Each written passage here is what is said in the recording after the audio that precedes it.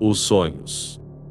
Como não tivesse havido nenhuma reação depois de 6 dias, decidimos repetir a experiência. Imobilizada até então no cruzamento do paralelo 43 com o meridiano 116, a estação deslocou-se para o sul, planando a uma altitude constante de 400 metros sobre o oceano. Nossos radares e os radiogramas do sateloide acusavam um reinício de atividade do plasma no hemisfério austral. Durante 48 horas, um feixe invisível de raios-x, modulado pelo meu encefalograma, atacou a intervalos regulares a superfície quase lisa do oceano. Ao fim dessas 48 horas de viagem, atingimos o limiar da região polar. O disco do Sol azul desceu de um lado do horizonte e logo do lado oposto as arredondadas nuvens róseas anunciaram o nascer do Sol vermelho. No céu, chamas cegantes e feixes de fagulhas verdes lutavam com relâmpagos púrpura ensurdecedores. O próprio oceano participava da luta dos dois astros, das duas bolas de fogo, inflamado de um lado por reflexos cor de mercúrio e do outro por reflexos escarlates. A menor nuvenzinha passando pelo céu acrescentava reflexos irisados à coroa de espuma das ondas. O Sol azul acabara de desaparecer quando surgiu, nos confins do céu e do oceano, apenas visível, mergulhada em uma névoa sangrenta, mas imediatamente assinalada pelo detectores uma gigantesca flor de vidro, uma simetríade. A estação não modificou sua trajetória e ao fim de 15 minutos o colossal rubi palpitante de clarões moribundos escondeu-se outra vez no horizonte. Alguns minutos mais tarde, uma fina coluna, cuja base continuava escondida aos nossos olhos pela curvatura do planeta, elevou-se a uns milhares de metros. Aquela árvore fantástica, que continuava a crescer, escorrendo sangue e mercúrio, representava o fim da simetríade. A quantidade de ramos no alto da coluna fundiu-se num enorme cogumelo, simultaneamente iluminado pelos dois sóis, que foi carregado pelo vento. A parte inferior, inclinada, decompôs-se em pesados cachos e desfez-se devagar. A agonia da simetríade durou 1 hora inteira. Decorreram mais 48 horas. Nossos raios já haviam varrido uma vasta extensão do oceano e, mais uma vez, renovamos a experiência. Pudemos ver claramente, do nosso posto de observação a 300 quilômetros ao sul, uma cadeia de 6 picos rochosos, cobertos de uma matéria semelhante à neve. Eram, na realidade, depósitos de origem orgânica, provando que aquela formação montanhosa havia sido, outrora, o fundo do oceano. Dirigimo-nos depois para sudoeste. Durante certo tempo, costeamos a cadeia de montanhas, coroada de nuvens que se acumularam durante o dia vermelho, mas que depois desapareceram. Haviam passado 10 dias desde a primeira experiência. Aparentemente, não acontecia muita coisa na estação. Sartorius havia organizado o programa da experiência, de modo a ser repetido a intervalos por uma instalação automática, mas eu ignorava se havia alguém controlando o bom funcionamento da instalação. Na realidade, não havia tanta calma quanto parecia. Mas a culpa não era das atividades humanas. Temi que Sartorius tivesse a intenção de terminar a construção do aniquilador. E como reagiria Snow quando soubesse que eu, de certo modo, o havia enganado, havia exagerado os perigos aos quais nos expunhamos tentando destruir a matéria neutrínica? Nenhum dos dois, porém, falou-me mais do projeto e eu ficava pensando sobre os motivos daquele silêncio. Eu tinha uma vaga desconfiança de que estavam escondendo alguma coisa e tentando me enganar, talvez estivessem trabalhando em segredo? Eu ia todos os dias dar uma olhada na sala onde estava o aniquilador, local sem janelas, situado exatamente por baixo do laboratório principal. Nunca encontrei alguém naquele local.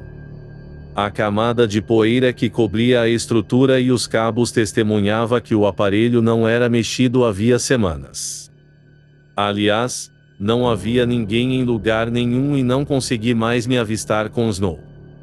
Quando tentei ligar com a sala do rádio, ninguém respondeu no videofone. Alguém devia certamente dirigir os movimentos da estação, mas quem? Eu não sabia e, estranho como possa parecer, achava que não era assunto de minha alçada. A falta de reação do oceano também me deixava indiferente. A tal ponto que, 2 ou 3 dias depois, cessei de esperá-la ou de temê-la. Eu simplesmente havia esquecido por completo a experiência e suas possíveis reações. Ficava sentado dias inteiros na biblioteca ou no meu quarto. Reia, sombra discreta, fazia-me companhia. Eu sentia muito bem que havia um mal-estar entre nós e que minha apatia, esse estado de suspensão fora do pensamento, não podia durar de forma indefinida. Evidentemente, cabia-me tomar a iniciativa, dependia de mim uma mudança nas nossas relações. Mas eu repelia a ideia de qualquer mudança e estava incapaz de tomar uma decisão. Sentia que todas as coisas no interior da estação e, em particular, minhas relações com Reia, tinham a fragilidade de um andaime instável e que a menor modificação podia romper aquele equilíbrio perigoso e precipitar o desastre. De onde vinha essa impressão? Não tinha ideia. O mais estranho é que ela também tinha, de certa maneira, sentimento análogo. Quando, hoje, rememoro aqueles momentos, tenho a convicção de que aquela impressão de incerteza, de sursis, aquele pressentimento de uma catástrofe iminente, eram provocados por uma presença invisível, que se apossara da estação. Presença que eu creio poder afirmar que também se manifestara nos sonhos. Não tendo tido antes, nem depois, tais visões, decidi anotá-las, transcrevê-las tão fielmente quanto possível, na medida em que meu vocabulário me permitisse relatá-las, levando-se em conta que não passavam de ideias fragmentárias, quase inteiramente desprovidas de um horror possível de transmitir. Numa região indistinta, no coração da imensidade, longe do céu e da terra, sem chão sob meus pés, sem abóbada sobre minha cabeça, sem paredes, sem nada. Sou prisioneiro de uma matéria estranha, meu corpo está untado por uma substância morta, informe. Ou, melhor, não tenho mais corpo, sou essa própria matéria estranha. Manchas nebulosas, de um rosa pálido, me envolvem, suspensas num meio mais opaco que o ar, pois os objetos só se tornam claros quando ficam muito perto de mim.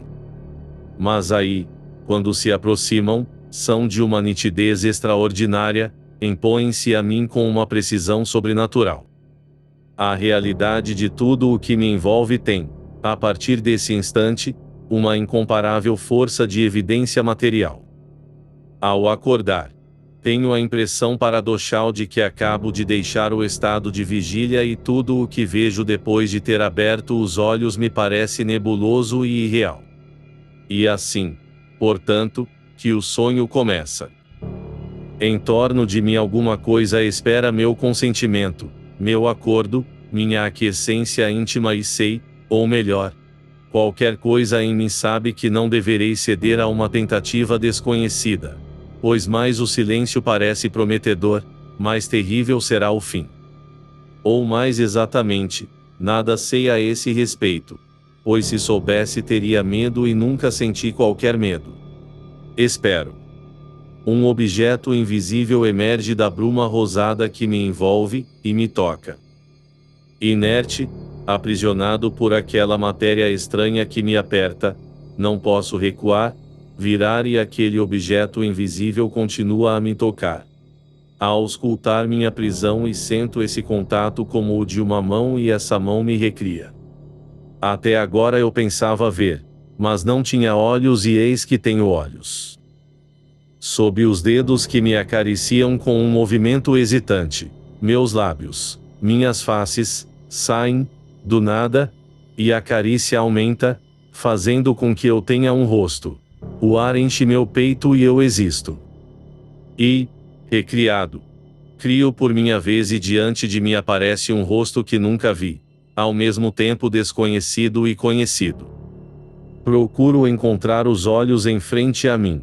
Mas é impossível, pois não posso impor nenhuma direção ao meu olhar e descobrimos-nos mutuamente, acima da vontade, num silêncio recatado. Torno a estar vivo. Sento em mim uma força ilimitada e essa criatura uma mulher? Fica junto de mim e nos conservamos imóveis. Nossos corações batem, confundidos e, subitamente, do vácuo que nos envolve, onde nada existe nem pode existir, insinua-se uma influência de uma crueldade indefinível, inconcebível. A carícia que nos criou, que nos envolveu num manto de ouro, transforma-se no formigar de milhares de dedos. Nossos corpos, brancos e nus, se dissolvem, se transformam num pulular de vermes escuros e somos uma massa de micróbios viscosos, misturados, uma massa sem fim, infinita, e nesse infinito não. Eu sou o infinito e berro silenciosamente, imploro a morte, imploro um fim. Mas, ao mesmo tempo, espalho-me em todas as direções e a dor cresce em mim, um sofrimento mais vivo que qualquer outro sentido em estado de vigília, um sofrimento decuplicado. Uma espada revolvendo os longínquos pretos e vermelhos. Um sofrimento duro como a rocha e que cresce. Montanha de dor visível. A luz ofuscante de um outro mundo. Este é um sonho dos mais simples. Não posso contar os outros pela falta de palavras para exprimir o pavor. Nesses sonhos, eu ignorava a existência de Reia e não encontrava, aliás, qualquer traço de acontecimentos recentes ou antigos. Havia também sonhos sem imagens. Numa escuridão imóvel, uma sombra coagulada, sinto que me auscultam, lentamente, minuciosamente, mas nenhum instrumento ou mão me toca. Apesar disso, sinto-me atravessado de um lado a outro, esfarelado, desagregado. Não há mais que o vácuo e ao aniquilamento total sucede um terror, cuja recordação me faz ainda hoje o coração bater mais rápido. E os dias se sucediam, monótonos, sempre iguais.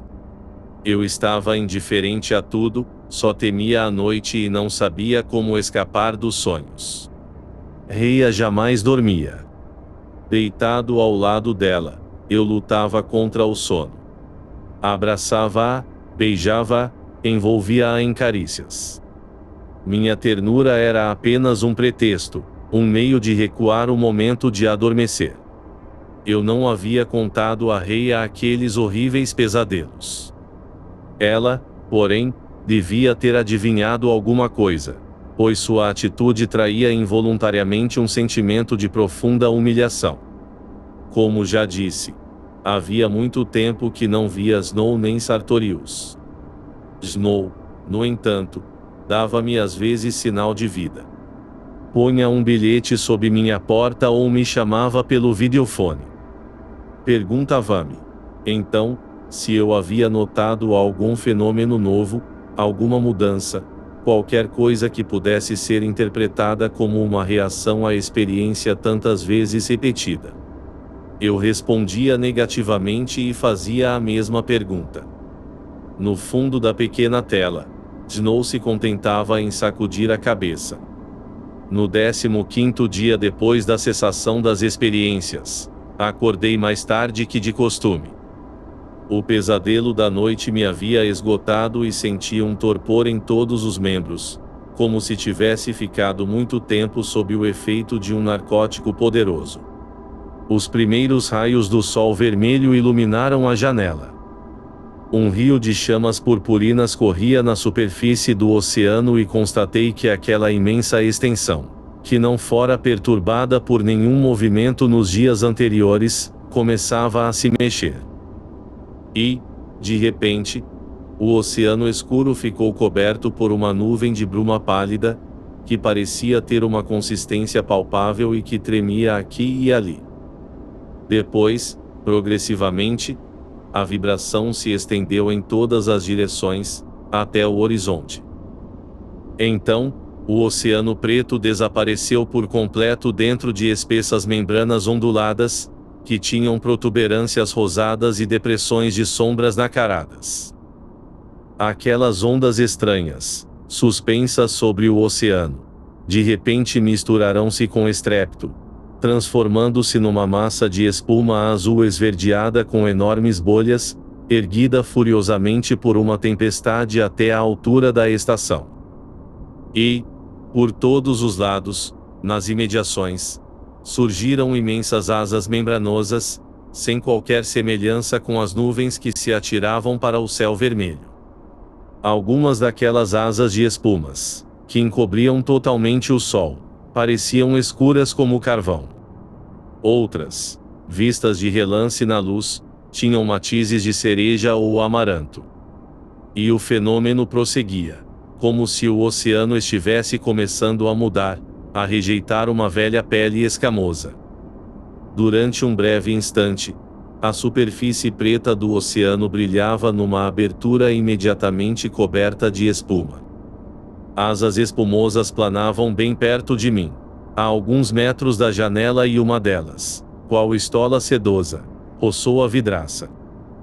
E, enquanto o oceano continuava a engendrar aqueles pássaros estranhos, os primeiros bandos se dissipavam no céu alto e se decompunham no zênite, em filamentos transparentes. A estação ficou imóvel enquanto durou o espetáculo, mais ou menos 3 horas, ou seja, até o cair da noite. E mesmo depois de o sol ter desaparecido, quando as sombras já cobriam o oceano, ainda se via o tom avermelhado de miríades de asas estraçalhadas que mergulhavam no céu, planando em filas cerradas, subindo sem esforço, aspiradas pelo firmamento. O fenômeno deixou Reia apavorada e para mim também era desconcertante. Sua novidade não devia, aliás, me perturbar, pois os solaristas observavam, 2 ou 3 vezes por ano e mesmo mais frequentemente, quando a sorte os favorecia, formas e criações que nenhum catálogo havia registrado antes. Na noite seguinte, 1 hora depois do sol azul nascer, assistimos a outro fenômeno: o oceano começou a ficar fosforescente. Manchas de luz cinzenta balançavam ao ritmo de ondas invisíveis. Essas manchas, a princípio isoladas, espalharam-se e tornaram a se juntar com rapidez, vindo-se imediatamente um tapete de luz espectral estender-se a perder de vista. A intensidade da luz aumentou progressivamente durante os 15 minutos e logo o fenômeno terminou de maneira surpreendente. Vinda do oeste, uma capa de sombra avançou numa largura de muitas centenas de milhas. Quando essa sombra móvel ultrapassou a estação, a parte fosforescente do oceano, recuando para leste, pareceu querer fugir do gigantesco apagador de velas. Parecia uma aurora à deriva, repelida até o horizonte, ao qual seguiu com um último halo. E a noite triunfou. Um pouco mais tarde, o sol subiu sobre o oceano deserto, enrugado por algumas ondas imóveis, cujos reflexos prateados atingiam a janela. A fosforescência do oceano era um fenômeno catalogado, observado às vezes antes da erupção de uma simetria e que, de toda maneira, significava um aumento local da atividade do plasma. No entanto, no correr das 2 semanas seguintes, nada aconteceu, nem no exterior nem no interior da estação. Uma vez, no entanto, no meio da noite, ouvi um grito enorme, supra-humano, agudo e prolongado. Arrancado de um pesadelo, acreditei primeiro que um sonho havia sucedido a outro. Antes de adormecer, havia escutado ruídos surdos em cima do meu quarto. Parecera-me que mudavam objetos de lugar, talvez os grandes aparelhos. E, quando vi que não estava sonhando, pensei que o grito também vinha lá de cima. Mas, como aquele grito tão estridente pudera atravessar um teto à prova de som? O ulular atroz durou quase meia hora. Banhado em suor, com os nervos em ponta, estava quase decidido a subir quando o grito parou e ouvi novamente o arrastar abafado, longínquo, de objetos pesados. 2 dias mais tarde, Snow entrou na minha cozinha quando eu estava jantando com Rhea.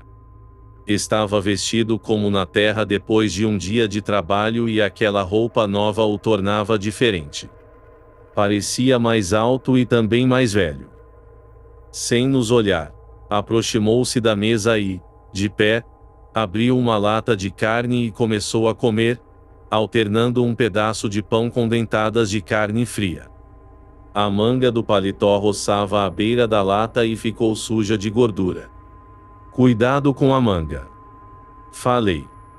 Com a boca cheia, Snow resmungou. Hein? Depois continuou a engolir a comida como se não comesse havia dias. Encheu um copo de vinho. Esvaziou-o de uma vez. Deu um suspiro e limpou os lábios. Olhou-me com os olhos injetados de sangue e murmurou. Você não se barbeia mais? Ah!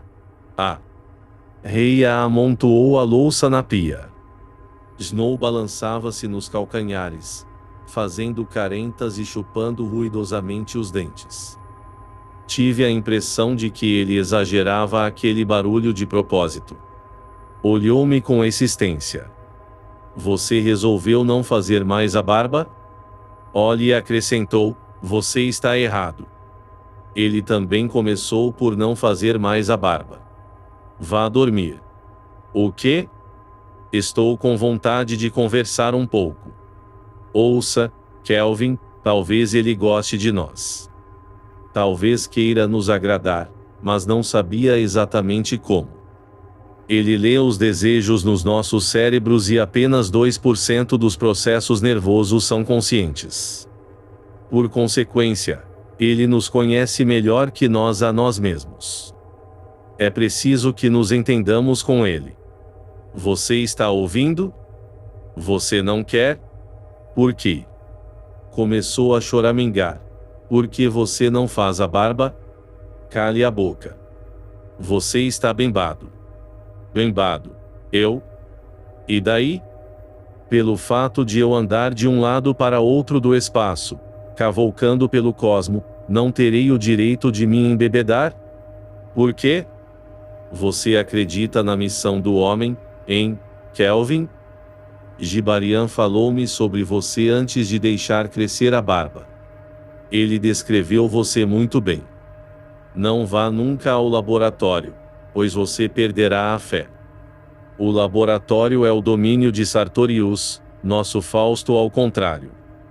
Ele está procurando um remédio contra a imortalidade. E o último cavaleiro do Santo Contato, o homem de quem precisamos. Seu achado mais recente também não era muito ruim. A agonia prolongada. Nada mal, hein? Agonia perpétua. Da palha. Dos chapéus de palha. Você não bebe, Kelvin? Ergueu as pálpebras inchadas e olhou para Rhea, que estava imóvel, encostada na parede. Snow começou a declamar. Ó branca Afrodite, nascida do oceano, tua mão divina. Engasgou-se rindo. Fica bem, não é, Kel? Vi. Um acesso de tosse impediu-o de continuar. Calmo, com uma raiva contida, falei. Cale a boca e suma. Você está me expulsando? Você também? Não faz mais a barba e me expulsa. Não quer mais meus conselhos, minhas advertências? É preciso que companheiros interestelares se ajudem. Olhe, Kelvin, vamos descer, abrir as vigias e gritar. Talvez ele nos ouça. Mas como é o nome dele? Demos nomes a todas as estrelas e planetas, embora eles talvez já o tivessem. Que audácia a nossa! Venha, vamos descer. Vamos gritar, explicarei como nos fez mal e ele ficará comovido. Construirá para nós simetríades de prata, elevará para nós suas orações matemáticas, nos enviará anjos cor de sangue. Participará de nossas dores e terrores e nos suplicará que o ajudemos a morrer. Já está nos suplicando ou implorando. Em cada uma de suas manifestações ele nos implora que o ajudemos a morrer. Você não acha graça? No entanto, sabe que estou brincando. Se o homem tivesse um senso de humor mais apurado, talvez as coisas fossem diferentes. Sabe o que ele quer fazer? Quer punir o oceano. Quer levá-lo a berrar através de todas as suas montanhas ao mesmo tempo. Pensa que ele não terá coragem de submeter esse plano à aprovação do cenáculo esclerosado que nos mandou para cá, como redentores de culpas que nos são estranhas? Você tem razão. Ele está com medo. Só tem medo do Chapeuzinho. Não o mostrará a ninguém. E não tem coragem, o nosso Fausto. Continuei calado. Snow balançava-se cada vez mais depressa. As lágrimas escorriam pelo seu rosto e caíam na roupa. Quem é responsável? Prosseguiu. Quem é responsável por esta situação? Gibarian? Giese? Einstein? Platão? São todos criminosos. Pense um pouco num foguete. Um homem corre o risco de arrebentar como uma bolha, ser petrificado, assado ou suar todo o seu sangue de um jato, sem ter tempo de gritar, sobrando apenas ossos que rodopiam dentro das paredes blindadas. Segundo as leis de Newton, corrigidas por Einstein, essas matracas do progresso. Seguimos, de coração aberto, a rota maravilhosa e chegamos aqui. Contemple nosso sucesso, Kelvin, contemple nossos alojamentos, estes pratos inquebráveis, estas pias imortais, esta legião de armários fiéis, estes devotados guarda-comidas.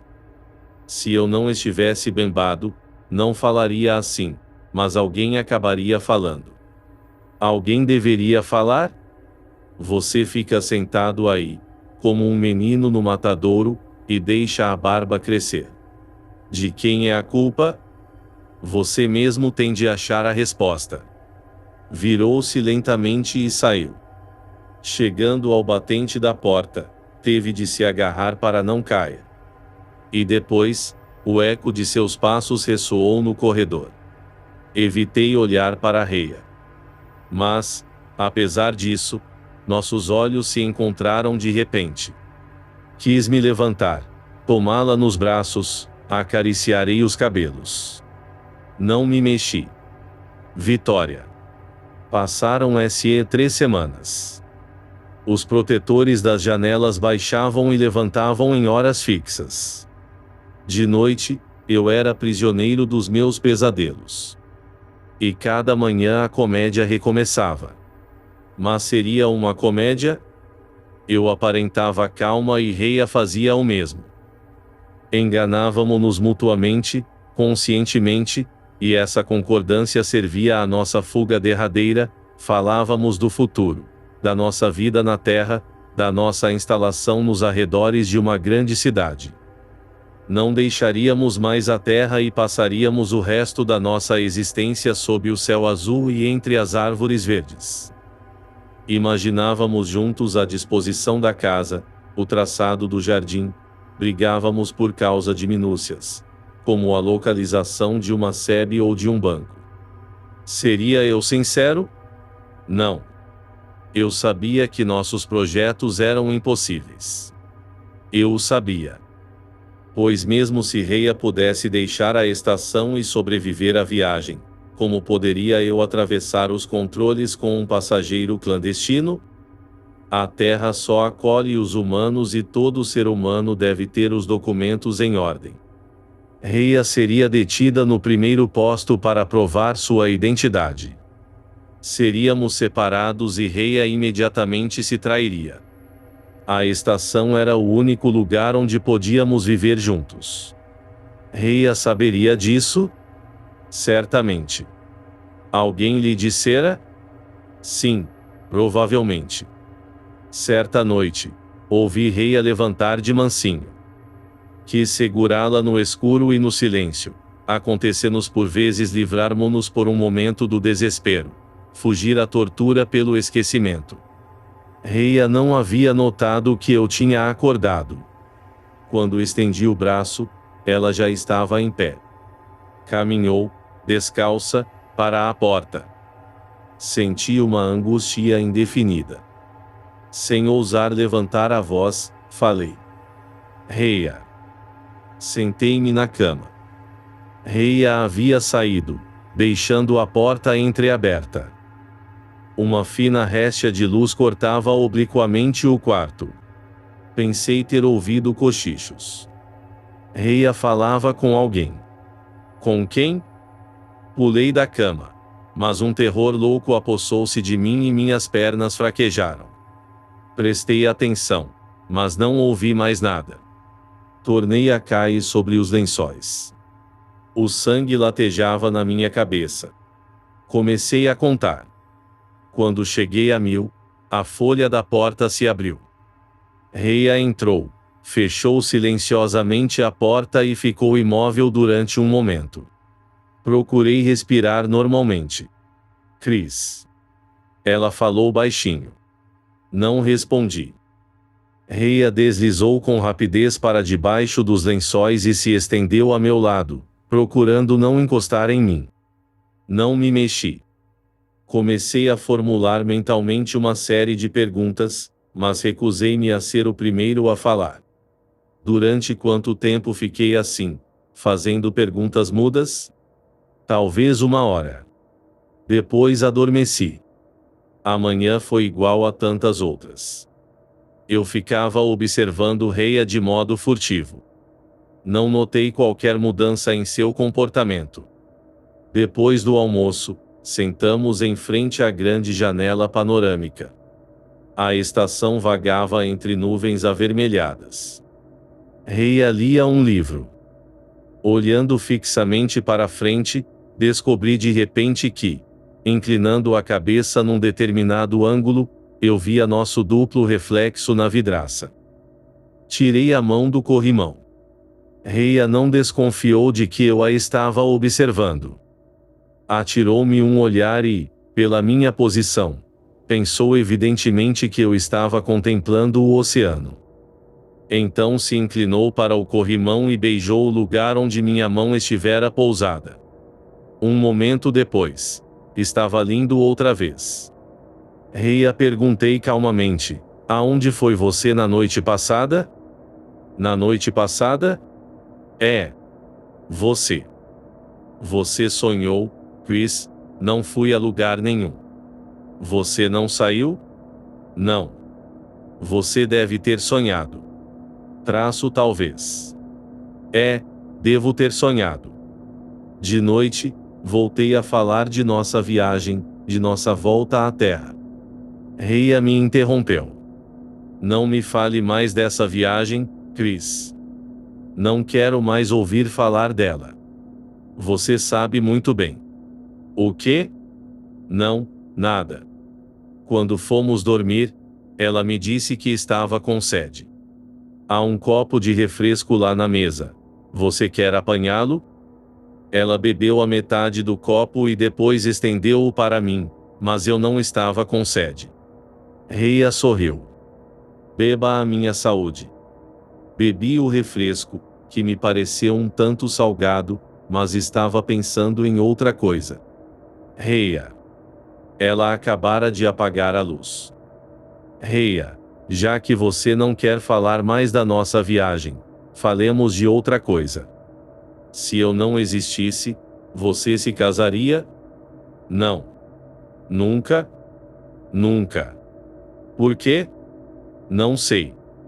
Fiquei sozinho durante 10 anos e não casei outra vez. Vamos mudar de assunto, querida.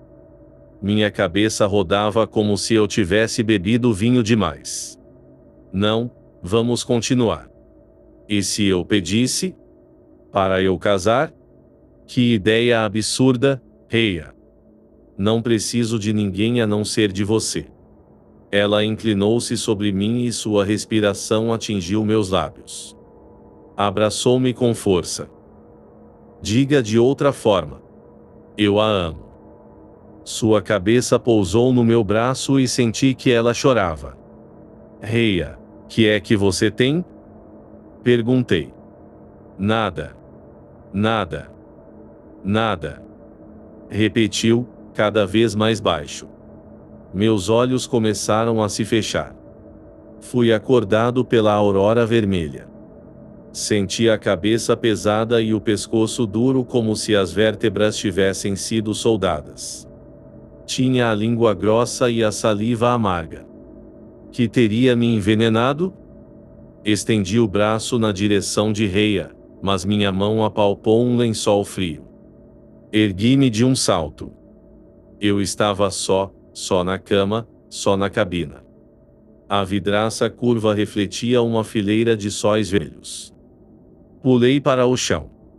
Cambaleando como um bembado, agarrando-me aos móveis, cheguei ao armário de porta corrediça. O banheiro estava vazio.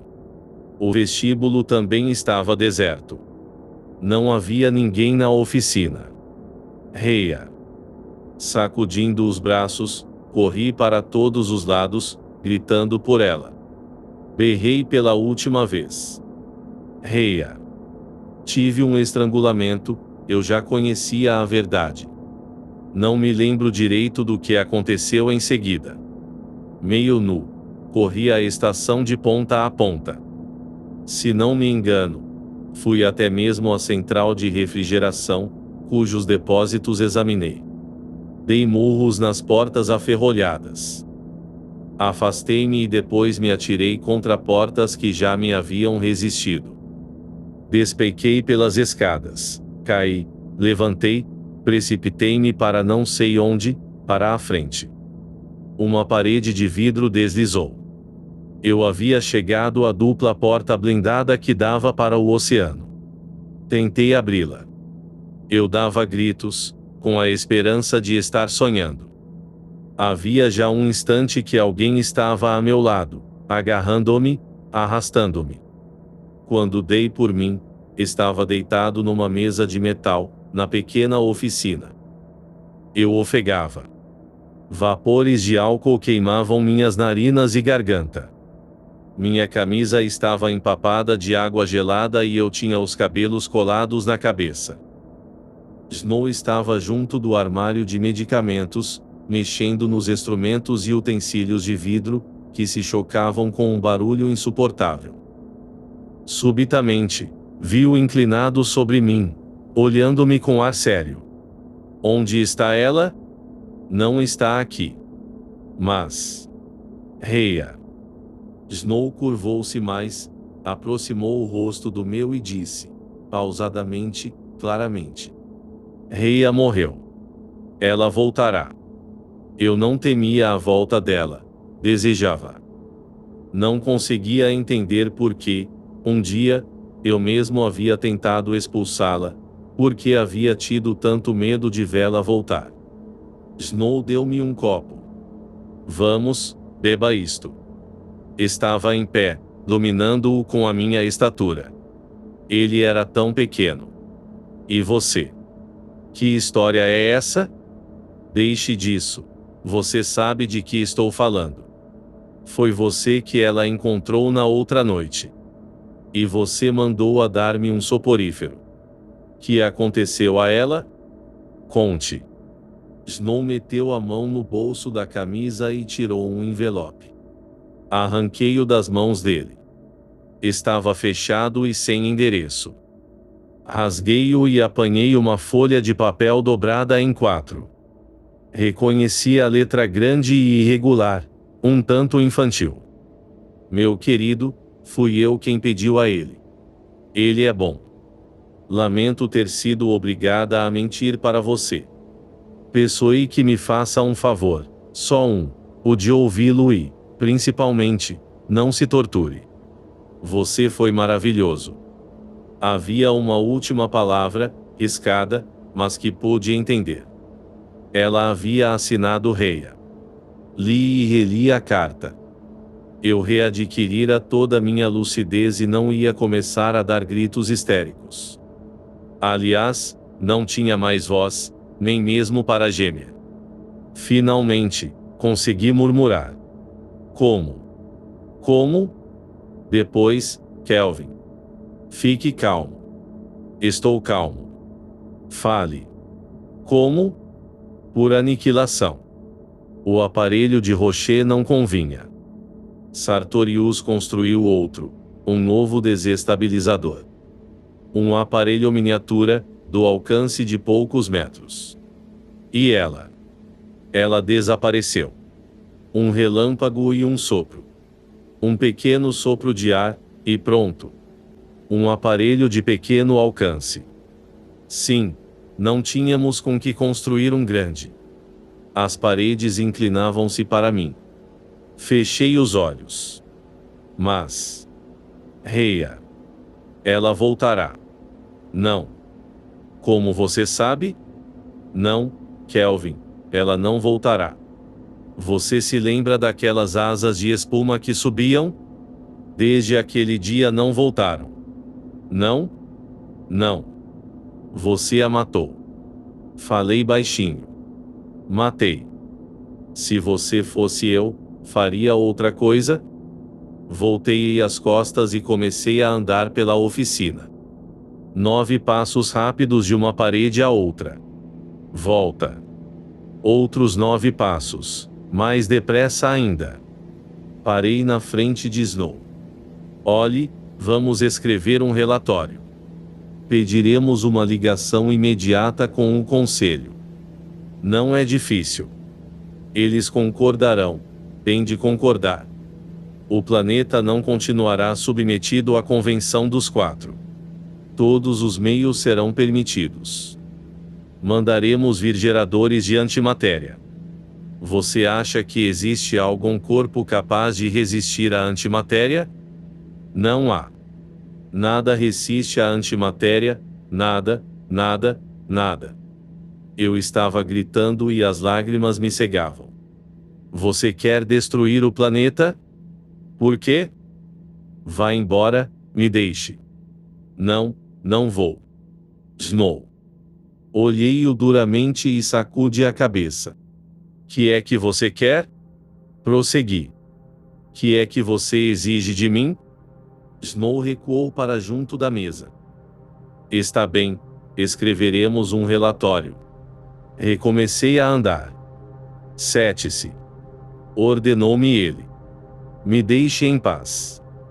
Há duas coisas diferentes. Em primeiro lugar, os fatos e, em segundo, os desejos.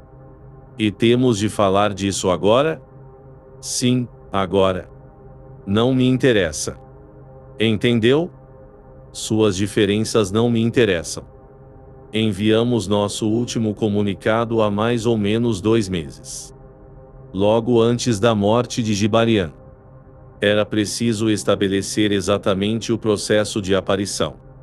Peguei o braço dele. Vai calar a boca ou não? Pode me bater, se quiser, mas não calarei a boca. Larguei-o. Oh, fale à vontade. Bem, ouça. Sartorius tentará esconder certos fatos. Tenho quase certeza. E você, não vai esconder nada? Não, não agora. Este assunto está acima dos interesses pessoais. Você sabe muito bem que eu. Ele deu provas de atividade reflexiva. E capaz de operar uma síntese orgânica no mais elevado nível. Uma síntese nunca conseguida por nós.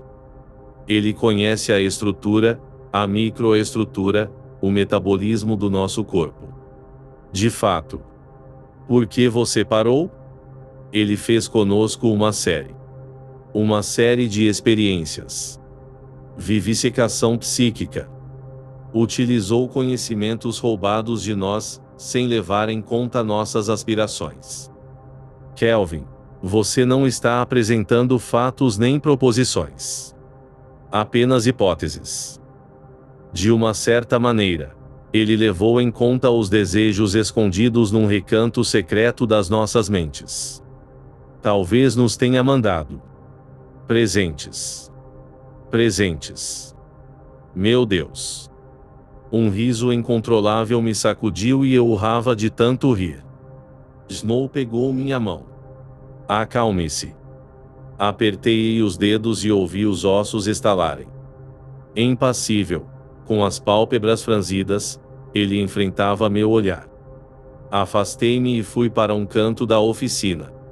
De rosto para a parede, disse: vou procurar me controlar.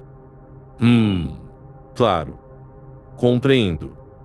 Que vamos pedir a ele? Você é quem sabe.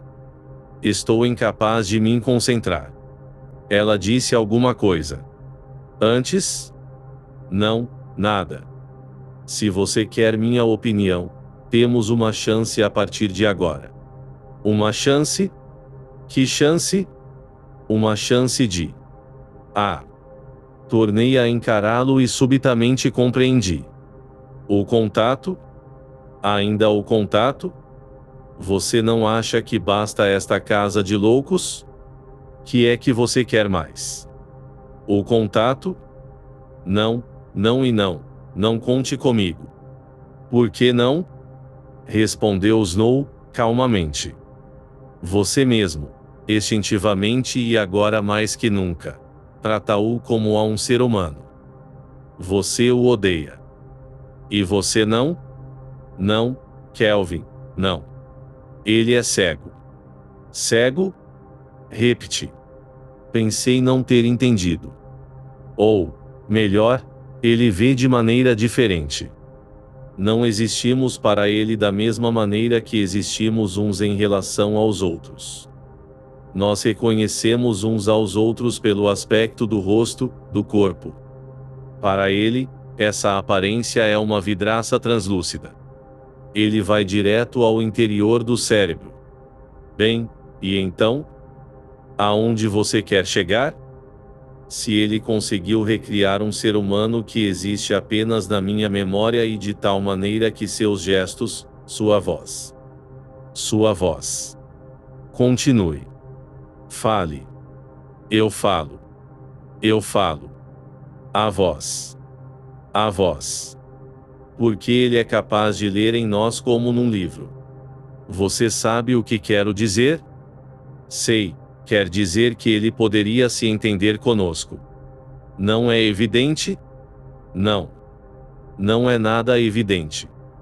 Talvez ele use uma fórmula de fabricação não expressa por palavras.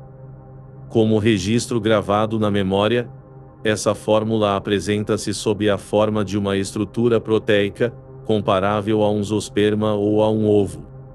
No cérebro não há palavras nem sentimentos.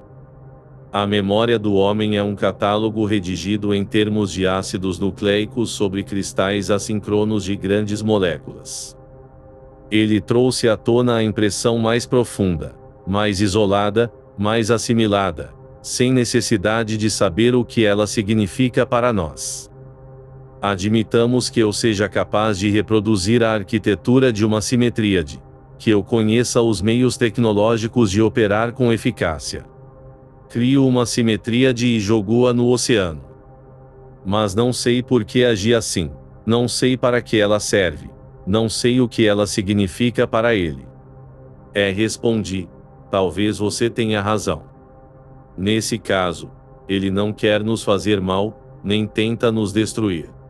Sim, é possível. E sem nenhuma intenção. Meus lábios começaram a tremer. Kelvin. Está bem, não se preocupe. Você é bom e o oceano é bom. Todo mundo é bom. Mas, por quê? Explique-me. Por que ele fez isso? Que é que você disse? A ela? A verdade. A verdade, a verdade. Qual? Você sabe muito bem. Venha, vamos escrever o relatório. Venha. Espere. Que é que você quer exatamente? Apesar de tudo, você tem a intenção de ficar na estação? Sim, quero ficar. O velho mimoide. Sentado em frente à janela, fiquei olhando o oceano. Não tinha nada para fazer. O relatório, escrito em 5 dias, era agora um feixe de ondas que viajava no vácuo, em algum lugar da constelação de Órion. Quando atingisse a escura nebulosa, que absorve todos os sinais e os raios luminosos numa massa de 8 quatrilhões de milhas cúbicas, nosso relatório seria recolhido pela primeira antena de uma cadeia de relés. Então, descrevendo um arco gigantesco, pulando de uma baliza de rádio para outra, dando saltos de bilhões de quilômetros, o relatório chegaria finalmente ao último relim, bloco metálico carregado de instrumentos de precisão. E o bico alongado da antena de retransmissão captaria o feixe de ondas, concentrando-o, para relançá-lo no espaço, na direção da Terra. Passariam meses e depois um feixe de energia semelhante, partido da Terra, cavaria um sulco de perturbações no campo de gravitação da galáxia.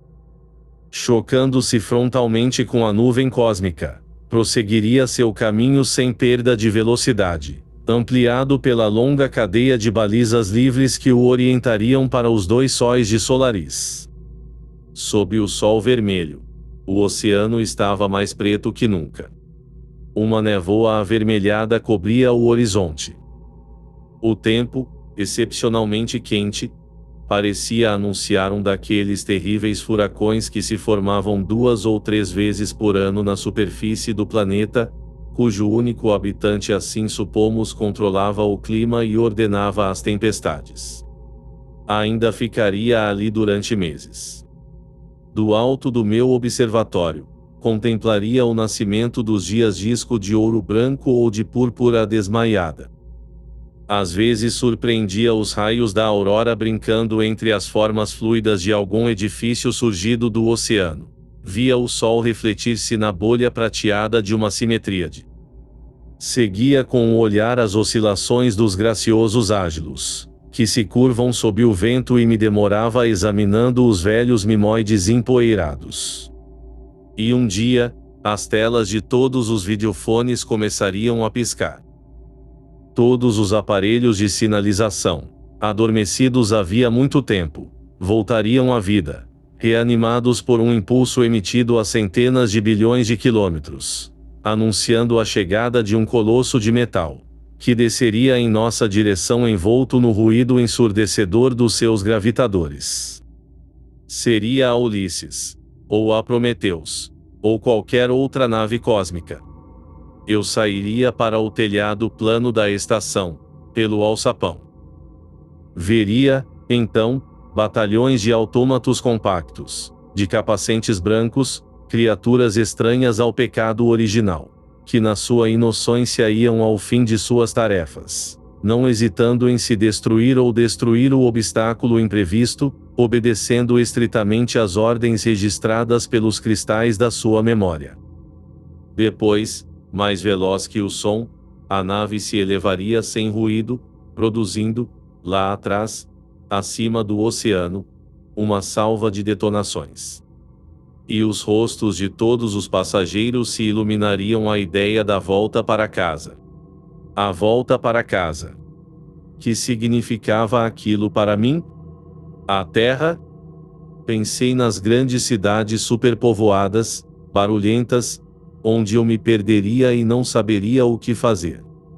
Pensava naquelas cidades como pensei no oceano na 2ª ou 3ª noite, quando quis me atirar nas ondas escuras. Eu me afogaria entre os homens. Seria taciturno e atento, uma companhia apreciada. Teria muitas relações, amigos, mulheres, talvez mesmo uma mulher. Durante um certo tempo, teria de me esforçar para sorrir, inclinar-me cumprimentando e endireitar-me para executar os 1000 pequenos gestos que compõem a vida na Terra, esperando que todos esses gestos se transformassem em reflexos. Encontraria novos interesses, novas ocupações, aos quais me entregaria totalmente. Não, nunca mais me entregaria totalmente a nada e a ninguém. E, de noite, talvez olhasse na direção da nebulosa escura, cortina preta velando os raios dos 2 sóis. E me lembraria de tudo, mesmo do que estou pensando agora. Com um sorriso condescendente, misturado com um pouco de pena, lembraria minhas loucuras e esperanças. E aquele Kelvin do futuro não valeria menos que o Kelvin do passado, pronto a tudo em nome de um projeto ambicioso, denominado contato. E ninguém teria o direito de me julgar. Snow entrou na cabina. Deitou uma olhada circular e depois me encarou. Levantei-me e fui para junto da mesa. Você precisa de mim? Não tem nada para fazer? Perguntou. Posso arranjar trabalho. Alguns cálculos. Oh, não é trabalho urgente. Sorri. Obrigado, não se incomode. Snow olhou pela janela. Tem certeza? Tenho. Fico pensando numa porção de coisas Preferia que você pensasse um pouco menos. Mas você não sabe em que eu penso. Diga. Você crê em Deus? Ele olhou-me com um ar preocupado. O quê? Quem, hoje, ainda crê? Adotei um ar desenvolto. Não é assim tão simples. Não se trata do Deus tradicional das religiões da Terra. Não sou especialista em história das religiões e talvez não tenha inventado nada. Você sabe, por acaso, se alguma vez existiu um Deus imperfeito? Snow franziu as sobrancelhas. Imperfeito? Que é que você quer dizer? De uma certa forma, os deuses de todas as religiões eram imperfeitos, carregados apenas de atributos humanos ampliados. O Deus do Velho Testamento, por exemplo, exigia uma humilde submissão e sacrifícios e tinha ciúme dos outros deuses. Os deuses gregos, com seu temperamento belicoso, suas brigas de família, eram tão imperfeitos quanto os homens. Não interrompi. Não estou pensando num Deus cuja imperfeição seja o produto da candura das criaturas humanas, mas cuja imperfeição represente a característica fundamental, imanente. Um Deus limitado na sua onisciência e poder, falível, incapaz de prever as consequências dos seus atos, criando fenômenos que engendram horror. É um Deus inválido cujas ambições ultrapassam suas forças e que não percebe isso imediatamente. Um Deus que criou os relógios, mas não o tempo que eles marcam. Criou sistemas ou mecanismos, servindo objetivos definidos, que ultrapassaram esses fez ou os traíram. E que criou a eternidade, que deveria ser a medida da sua potência, mas que é a medida da sua infinita derrota. Snow hesitou, mas já não havia na sua atitude a reserva desconfiada com que me tratava nos últimos tempos. Maniqueísmo, antigamente. Não é nada em comum com o princípio do bem e do mal. Atalhei imediatamente. Esse Deus não existe fora da matéria, gostaria de se libertar, mas não pode. Snow pensou um instante. Não conheço nenhuma religião igual. Essa espécie de religião nunca foi necessária. Se entendi direito, e acho que sim, você imagina um Deus evolutivo, que se desenvolve no tempo, cresce e não cessa de aumentar sua força ou tomar consciência da sua impotência?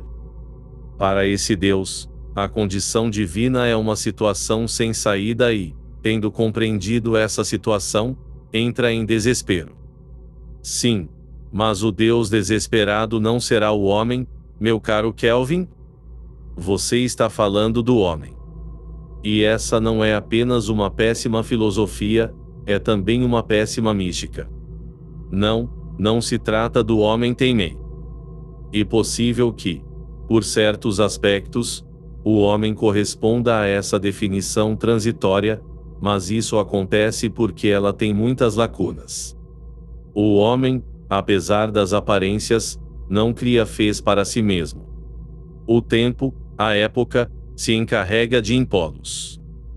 O homem pode servir sua época ou se revoltar, mas o objeto ao qual dedica suas atenções, ou contra o qual se revolta, lhe é dado do exterior. Se existisse apenas um homem, ele poderia aparentemente tentar a experiência de se atribuir fez com toda liberdade aparentemente, pois o homem que não foi educado entre os outros homens não pode se tornar um homem. E aquele a respeito de quem estou pensando, não pode existir no plural, compreende? Snow apontou para a janela. Disse ele então.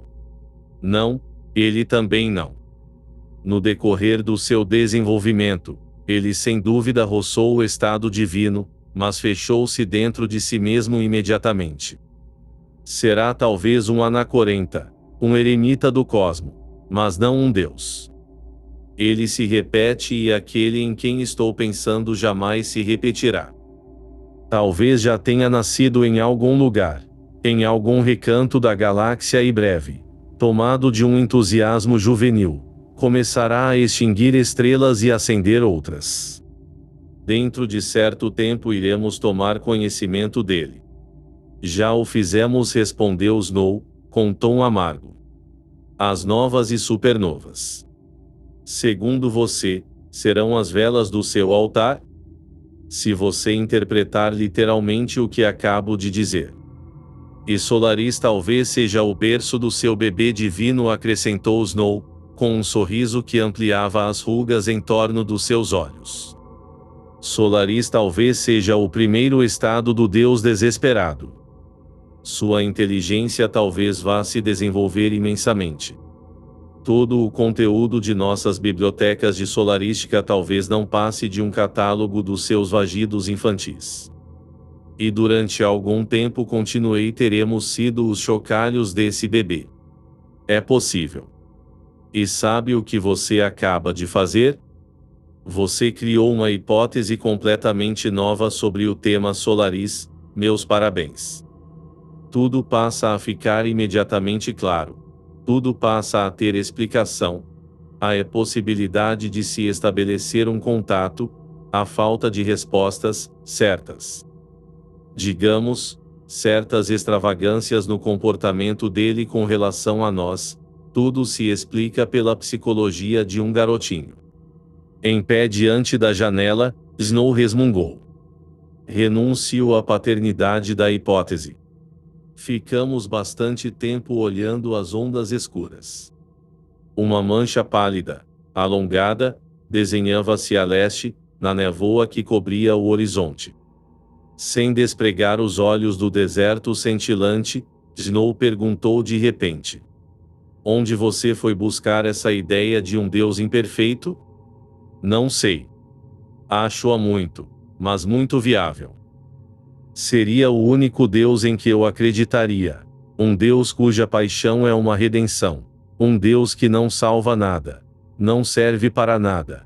Um Deus que simplesmente é. Um mimoide, sussurrou Snow. Que foi que você disse? Ah, sim, entendi. Um mimoide veêncimo. Estávamos ambos olhando para o horizonte enevoado. Bruscamente falei. Vou dar uma volta. Nunca saí da estação e esta é uma boa ocasião. Voltarei em meia hora. Snow semicerrou os olhos. O quê? Você vai sair. Aonde vai? Apontei para a mancha cor de carne que se destacava da névoa. Lá embaixo. Algum empecilho? Usarei um helicóptero pequeno. Não gostaria de, quando voltar para a Terra, ter de confessar que sou um solarista que nunca pôs os pés em Solaris. Abri o guarda-roupa e comecei a remexer nos macacões. Snow olhava-me sem nada dizer. Finalmente falou. Não estou gostando disso. Eu já havia escolhido um macacão e me virei. De quê? Havia muito tempo que eu não sentia tal excitação. Que é que o preocupa? Ponha as cartas na mesa. Você tem medo de que eu? Que ideia! Juro que não tenho a menor intenção. Nem sequer pensei, não mesmo. Vou com você.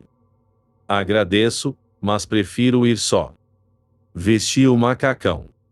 Você já pensou? Meu primeiro voo sobre o oceano. Snow resmungou alguma coisa, mas não entendi o que ele disse. Acabei rapidamente de me arrumar. Ele me acompanhou até o espaçoporto, ajudou-me a tirar o aparelho do depósito e a colocá-lo no disco de lançamento. No momento em que eu ia começar a ajustar o capacete, Snow perguntou bruscamente. Posso acreditar na sua palavra? Meu Deus, Snow. Outra vez? Sim, você pode acreditar na minha palavra. Onde estão os reservatórios de oxigênio? Ele não disse mais nada. Quando fechei a cúpula transparente, acenei-lhe com a mão. Snow pôs o elevador em marcha e emergi do telhado da estação. O motor acordou e começou a zumbir. A hélice de 3 pás começou a girar. O aparelho alçou o voo, estranhamente leve, e a estação afastou-se com rapidez. Sozinho acima do oceano, comecei a vê-lo com outros olhos. Eu estava voando a baixa altitude entre 40 e 60 metros. Senti pela primeira vez a impressão, frequentemente descrita pelos exploradores e que nunca experimentara olhando do alto da estação, de que o movimento alternado que animava as ondas luminosas não lembrava as ondulações do mar ou o deslizar das nuvens, mas um rastejar animal às incessantes contrações, extraordinariamente lentas, de uma carne musculosa expelendo uma espuma escarlate. Quando fiz a volta, para me dirigir ao mimoide que flutuava à deriva, o sol bateu-me nos olhos e os clarões sangrentos tremularam nas vidraças recurvas. O oceano negro, eriçado de chamas escuras, tingiu-se de azul. O aparelho descreveu uma ampla curva e o vento me afastou do mimoide. Este era uma longa silhueta irregular dominando o oceano. Sobressaindo da bruma, o mimoide não era mais rosado e sim cinza amarelado. Perdi-o de vista um momento e vi a estação, que parecia estar pousada ao nível do oceano e cuja forma lembrava a de um antigo Zeppelin. Retifiquei a direção. A massa escarpada do mimoide, escultura barroca, aumentava no visor. Temi chocar-me com as protuberâncias bulbosas e ergui brutalmente o helicóptero que, perdendo velocidade, começou a jogar. Minha precaução havia sido inútil, pois os cumes arredondados daquelas torres entranhas começaram a se abaixar. Regulei minha velocidade pela da deriva da ilha e, devagar, metro a metro, baixei até roçar os picos desgastados. O mimoide não era grande.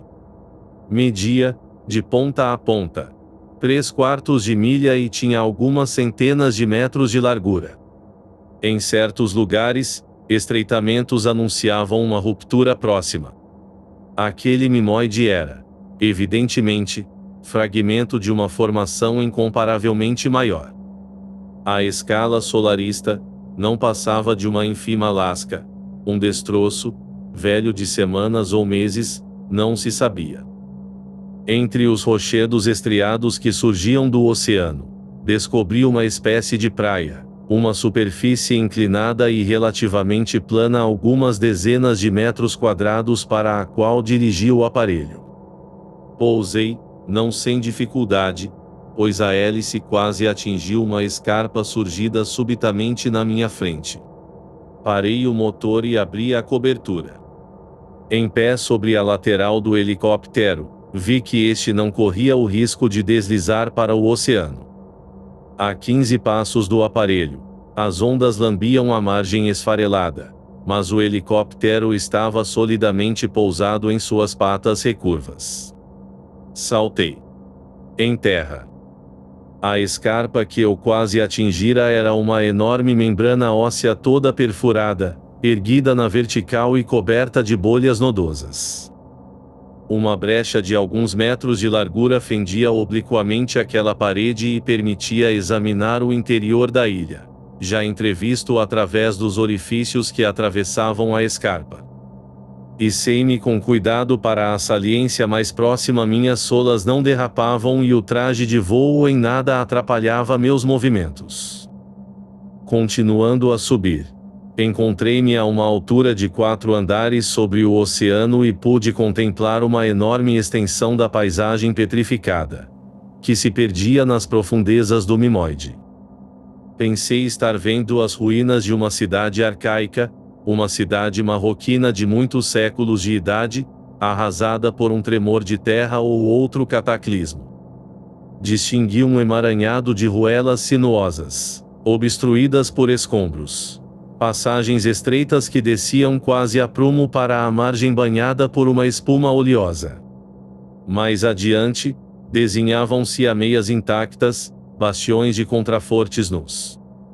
Nas paredes cheias de bolhas, desmoronadas, havia orifícios escuros, vestígios de janelas ou seteiras. Toda aquela cidade flutuante, fortemente inclinada de lado, como um navio a ponto de sossobrar, deslizava sem rumo, girando devagar sobre si mesma, como se verificava pelo deslocamento do sol no espaço. As sombras rastejavam preguiçosamente entre as ruelas daquela cidade em ruínas e de vez em quando uma superfície polida me enviava um raio luminoso. Arrisquei-me a subir mais ainda e depois parei. Filentes de areia fina começaram a escorrer das rochas acima da minha cabeça e, caindo nas ravinas e ruelas, as cascatas de areia abatiam-se em turbilhões de poeira. O Mimoide, evidentemente, não é feito de pedra e basta pegar num estilhaço rochoso para que desapareça qualquer semelhança com o calcário. A matéria de que é composto o Mimoide, mais leve que a pedra pómez, é constituída de pequenas células e extremamente porosa. Eu estava bastante alto para sentir o movimento do Mimoide. Não somente ele avançava, empurrado pelos músculos escuros do oceano, para um destino desconhecido, como sua inclinação variava. Adernava tanto para um lado como para outro e aquele balanço languido era acompanhado pelo barulho leve da espuma cinzenta e amarela que escorria ao longo da margem submersa. Aquele movimento de pêndulo fora imprimido ao Mimoide já havia algum tempo, sem dúvida quando nascera e, ilha flutuante, crescendo e se dividindo, ele conservara o movimento inicial. Depois de ter examinado, do meu observatório aéreo, tudo o que se me oferecia ao olhar, desci com cautela. E somente então, fato estranho, verifiquei que o Mimoide absolutamente não me interessava e que eu voara até ali não para travar conhecimento com ele, mas com o oceano. Com o helicóptero a alguns passos de mim, sentei-me na praia áspera e fragmentada. Uma grande onda negra submergiu a parte baixa da margem e rebentou, não mais negra, mas verde suja. Refluindo, a onda deixou filentes viscosos que escorreram para o oceano. Aproximei-me ainda mais da borda e, quando veio a onda seguinte, estendi o braço. Então reproduziu-se fielmente um fenômeno já experimentado pelo homem havia um século. A onda hesitou, recuou, e depois envolveu minha mão, sem no entanto tocá-la. De maneira a que uma fina camada de ar separasse minha luva daquela cavidade, fluida um momento antes, mas naquele instante carnuda. Ergui a mão devagar e a onda, ou melhor, aquela excrescência de onda, ergueu-se simultaneamente, sempre envolvendo minha mão com aquele quisto translúcido de reflexos esverdeados. Levantei-me, a fim de poder erguer ainda mais a mão. A substância gelatinosa, acompanhando o movimento da minha mão, esticou como uma corda, mas não quebrou. O volume da onda, completamente estacionaria, aderia à margem e envolvia meus pés sem tocá-los, qual animal estranho aguardando pacientemente o fim da experiência. Jorrara do oceano uma flor, cujo cálice era moldado pelos meus dedos. Recuei. A haste vibrou, vacilou irresoluta e tornou a cair. A onda apanhou-a e retirou-se. Repeti o movimento várias vezes. Depois, como o primeiro pesquisador havia constatado 100 anos antes, uma onda chegou e me evitou, indiferente, como saciada de uma impressão já bastante conhecida. Eu sabia que, para reavivar a curiosidade do oceano, precisava esperar algumas horas. Sentei-me novamente. Eu não era mais o mesmo, perturbado que estava por aquele fenômeno que eu mesmo havia provocado e do qual, no entanto, já lera numerosas descrições. Mas nenhuma descrição podia retratar a experiência como a vivi. Em todos os seus movimentos, considerados em conjunto ou de forma isolada, cada um daqueles ramos crescendo fora do oceano parecia revelar uma espécie de candura prudente, mas em nada arredia. Uma curiosidade ávida de conhecer rapidamente, de compreender uma forma nova, inesperada. E uma pena de dever se retirar, de não poder franquear os limites impostos por uma lei misteriosa. Que contraste inexprimível entre aquela curiosidade alerta e a imensidão cintilante do oceano, que se estendia a perder de vista. Nunca antes eu sentira dessa maneira sua presença gigantesca, seu silêncio poderoso e intransigente, aquela força secreta que animava regularmente as ondas. Imóvel, com o olhar fixo, mergulhei num universo de inércia até então desconhecido. Escorreguei ao longo de um declive irresistível. Identifiquei-me com aquele colosso fluido e mudo, como se lhe tivesse perdoado tudo, sem a menor dificuldade, sem uma palavra, um pensamento. Durante aquela última semana, comportei-me tão bem que Snow cessara de me perseguir com um olhar desconfiado. Aparentemente, eu estava calmo. Secretamente, sem o admitir de forma clara, eu esperava alguma coisa. O quê? A volta dela? Como poderia esperar isso? Todos sabemos que somos seres materiais, submetidos às leis da fisiologia e da física, e toda a força reunida dos nossos sentimentos não pode lutar contra essas leis. Só podemos detestá-las. A fé imemorial dos amantes e dos poetas na pujança do amor, mais forte que a morte, o secular finis vitae sem non amoris é uma mentira. Uma mentira inútil e mesmo boba. Então, fica-se limitado à ideia de ser um relógio medindo o passar do tempo, às vezes escangalhado, outras consertado, e cujo mecanismo, tão logo posto em movimento pelo construtor, engendra o desespero e o amor? Limitar-se à ideia de que cada homem revive tormentos antigos, tanto mais profundos quanto mais cômicos se tornam ao se repetirem? Que a existência humana se repita, está bem, mas que se repita como uma velha canção, como o disco que o bembado toca sem parar, colocando uma moedinha na ranhura da máquina? Eu não acreditava que aquele colosso fluido, que causara a morte de centenas de homens, com o qual toda a espécie humana tentara em vão havia tantos anos estabelecer relações, mesmo as mais tênues. Aquele oceano que me tocava, preocupando-se tanto comigo como com um grão de poeira, eu não acreditava que ele pudesse se comover com a tragédia de dois seres humanos. No entanto, Suas atividades tinham uma finalidade. Para falar a verdade, eu não tinha certeza. Mas partir era renunciar a uma chance, talvez ínfima, talvez apenas imaginária. Seria preciso, portanto, continuar a viver ali, entre os móveis, os objetos que ambos usáramos, no ar que ela havia respirado? Em nome de quê? Na esperança da volta de Rhea? Eu nada esperava. E, no entanto, vivia esperando depois que ela desaparecera, só me restava a espera. Que realizações, que zombarias, que torturas eu ainda esperava? Eu o ignorava. Ignorava tudo e persistia tendo fé em que o tempo dos milagres não havia passado. Fim.